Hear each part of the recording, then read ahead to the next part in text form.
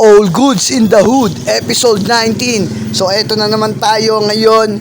Meron tayong dadalhin e-bike sa customer. Yan yung kulay pula sa harap. Nabenta natin yan sa Tiga Lancaster. Dadalhin na natin siya ngayon. Let's go! From the street to boy, laking lokoban. Amoy ang snitch boy, yuga kalokohan. From the street to boy, laking lokoban.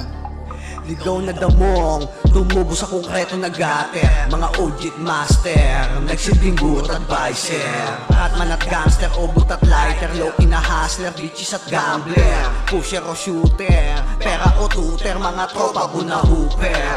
Makikita mo sa streets, kalakaran, barasuhan, pero meron pa rin peace. Classic.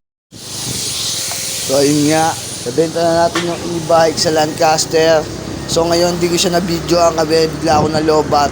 Ngayon ang mission naman natin tanghaling tapat ay may titingnan tayong binibentang e-bike dito sa Carissa Phase 5. Let's go!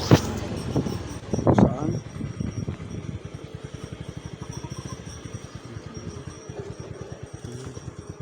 Wala.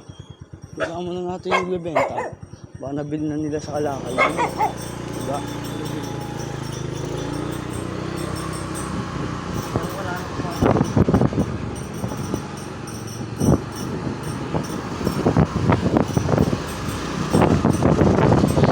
Ikot namin itong buong Phase 5 kasi hinahanap namin yung seller. Hindi namin siya makita. Papaikot-ikot na kami. Kasi nakakita pa kami ng patong gubat, Peking duck.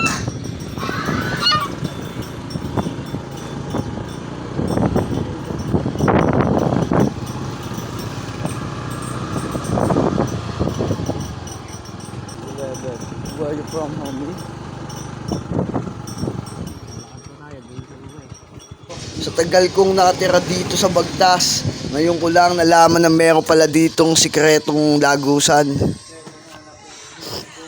Section 99 daw to, Carissa, Phase 5, Block 82. Liblib na lugar.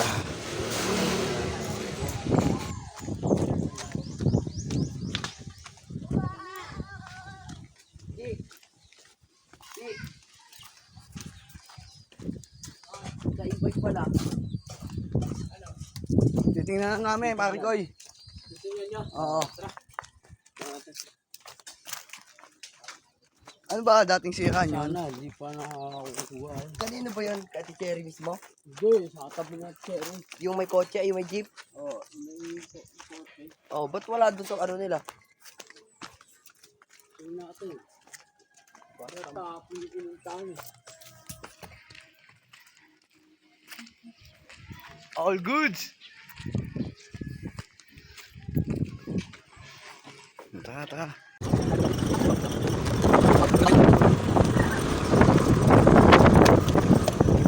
So ayun na nga, malapit na tayo sa nagbebenta ng e-bike at titingnan na natin ang kanyang binibentang two wheels. Yan o, kitang-kita nyo naman. So eto, may mission ulit tayo. Meron na naman tayong hinakot na e-bike. 3 wheels naman siya, kulay pula. Kasi pag hinahanap, Napagawa ng may-ari.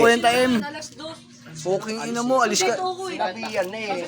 Isasama ka sa Kasama siya. Oo, hindi ilo. Naligo Hindi pa siya. to, Bakit uy. na? Sabi Sumagal niya, kami, alas dos naligo kaya pa hindi doon ako sa sumama. puta Ano mo, tanga ka. Paalis-alis ka dyan eh. Makakita ng tubig, ito matalong, parang bibe. Sarap maligo, doon. Basang-basa ang brit, labasang. Ayaw maligo, saglit lang ako tuloy naligo. Ano, let's go.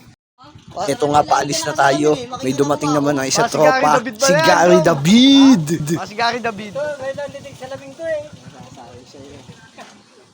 Ang mahal magpagawa ng salamin na na itim sa araw.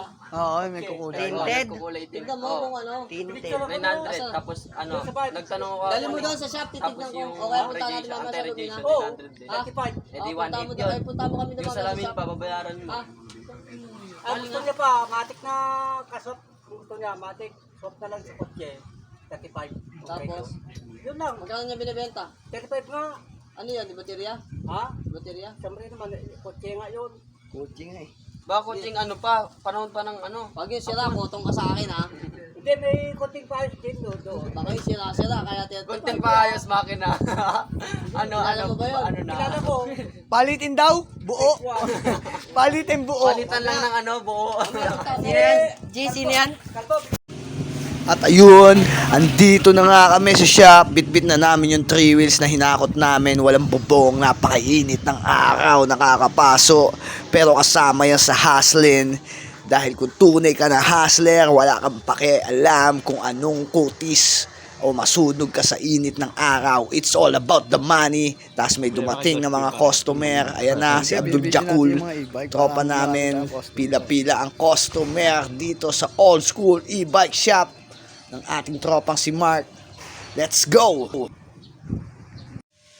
At lagi mo lang tatandaan at huwag kakaligtaan kung may gustong ipabenta o gustong ibenta.